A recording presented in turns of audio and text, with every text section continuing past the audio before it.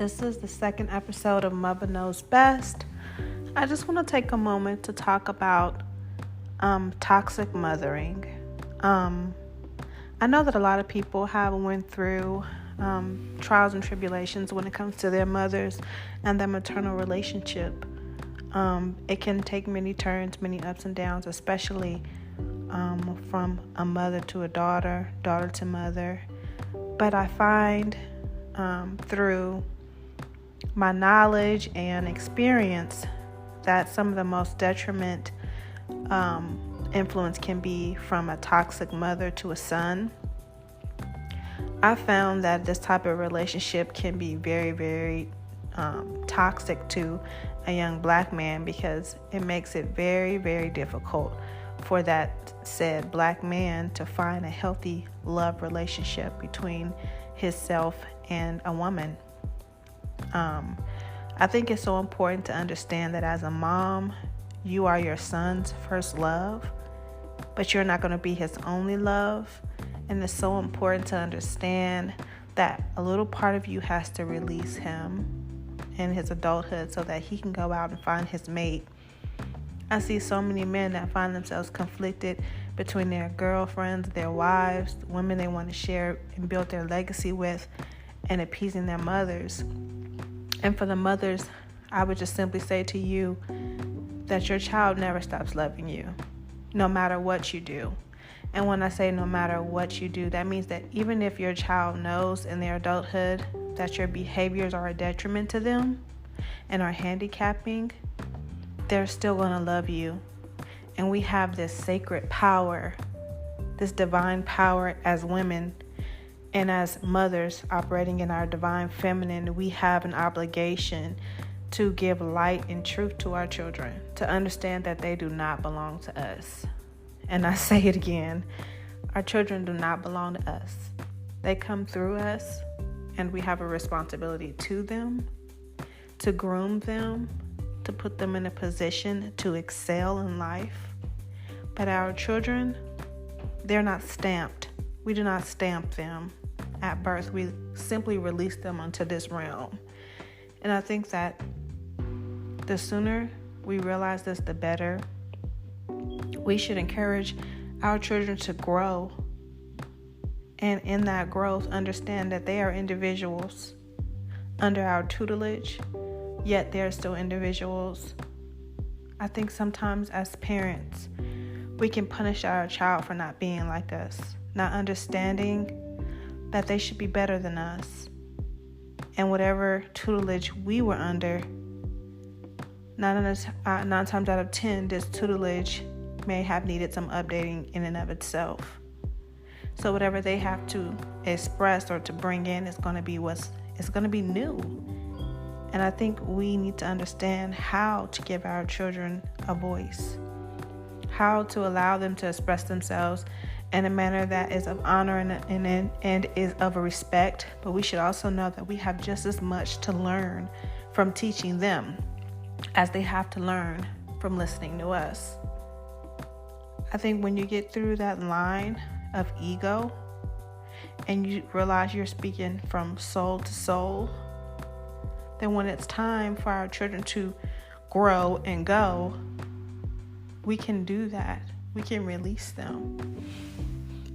It's been heavy on my heart because I see a lot of brothers that want to obtain a divine love relationship with a woman, wants to grow and cleave, leave and cleave, to a woman and be free, and be themselves. And I think it's important that mothers continue to encourage our sons to show up void of ego in their divine masculine energy so that they can attract that mate that is compatible with them. As long as we're constantly imprinting our feminine energy onto our sons, they're going to constantly feel indebted to us. And what you never want to do is make your children feel indebted to you. Because once again, they don't belong to us. They're not slaves to us. What we do to them, we have to pay for. So that means you either have a credit or you have a debt. And as a parent, it's like I take this very seriously. I feel as though whatever they walk out that door into, their perception of it is based off of what I've given them. But once they permanently walk out that door and they enter into the world as adults, I can no longer control what they do. I can only positively influence them to do better. But that control will get us messed up every time. I think that the whole nature of feminine energy is not to control, but to guide. We're constantly receiving. And in our receiving of this energy, we are magnifying it. And in our magnifying it, we are guiding the experience. We are guiding the perception. We are guiding the vision. I think it's very important to understand that how you maintain that softness and that feminine energy is by letting things go with a natural flow and not experiencing life through a rigid point of view. I believe that children in the first 10 to 12 years of life should experience a very structured environment in the home life so that they can develop discipline and work ethic. But as they get older and they start to express their independence, they should be given room to do so. And by the time they're leaving the home, they should be able to execute a plan of their own through your guidance. We have to understand that the discipline, just as much as we would believe it to be physical, it also starts in the spiritual and the mental. We have to begin to understand that as parents, we have to allow our children to experience life in increments until they're in a position to experience it in its entirety, and we cannot beat anything into them. We don't want our children to fear us. What they should understand is that there's a natural karma in life. Actions have consequences. There's cause and effect. Positive and negative, yin and yang. This is what we should be distributing to our children in the way of knowledge. But to have our children cower and be in fear, to speak to us, to bring things to us, it's out of balance. And the only thing it does is prepare them to go out in the world and be fearful. To be fearful of their employer, to be fearful of their mate, to be fearful to stand up and speak and present themselves in this world as a complete being. I think it's really, really pivotal in the times that we're living in that we're rearing up leaders, individuals that are going to inflict change on this world. And that cannot be done if we use our toxic femininity to always seek to control those that we feel are lesser than us. Anyone with any type of knowledge understands that the children are the most and the best of us, and not the lesser, because they're the closest to God. They're the closest to spirit. They were just there.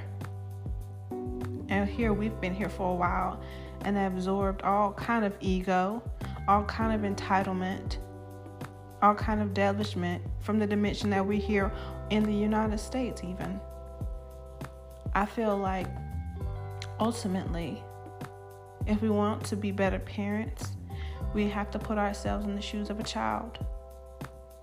We have to begin to make compromises. We have to begin to strategize with our children about their futures instead of telling them what they shall do, because it's a waste of money and time to put fear into a child and to put strict boundaries on them that impede their growth. The children that are here today are not like any other children. Everybody talks about the COVID babies. Everybody talks about the children of the Gen Zers. You know, these babies are not like any we have ever seen. They're stronger, they're quicker, they're developing faster, and they damn sure didn't come here to be commanded around. These children are ones that you can sit down and have a conversation with, and their heart is pure. And they know what they're dealing with and who they're dealing with. And it's really important for us to respect them in in their wholeness. Just because they're small doesn't mean they're half of a person. And I strongly believe that when you set structured environments, I don't want to say boundaries because of the energy of that, but when you set structured environments, they respect you for that because they know what to push up against. Children need to know what to push up against. It gives them a feeling of security. So there's nothing wrong with having a schedule. In the bed by 8:30, up by 9, structured play times. But when they come to you and ask serious questions and they want a serious answer, we shouldn't tell them, oh, well, that's none of your business. Give them a real answer. Because when we equip them for this world by putting something in their brain, by showing them how to be leaders, by showing them how to stand up for themselves and others, and how to protect those that aren't able to protect themselves around them, how to speak up and share the truth, how to not be cogs on the machine, then they can really be somebody. It's time for us to stop buying into this Disney rhetoric and really begin to rear up some young people that can change the way that all of this is going. So I challenge all parents to self-evaluate how they are reaching their children, if they're even reaching them at all. Ask your children what their interests truly are, how you can support them in that. Encourage them by giving them the tools that support their aspirations and dreams. Give them what they need and not just food, clothing, and shelter. Don't starve out their dreams by impeding worldly expectations on them. Give them a room to grow. I believe that children are very much like plants. Given the proper water, nutrients, sun, and room to grow, they can grow much bigger and much stronger than you ever imagined. But they need to be in the right environment to thrive. And you have to make sure your energy is so positive that they can't help but grow. Sometimes when you come in the house, you got to leave that negativity at the door. Don't bring it in with you. And if you do bring it in, take yourself to the side, go into a meditation, cleanse your space, cleanse your energy before you reach out to them. Because they don't know nothing about what happened at your job. They just want to be children. It's so important that you give them love because they have so much of it to give back to you. So that's my message for the night. I hope it resonated. And stay tuned for episode 3. Peace and love.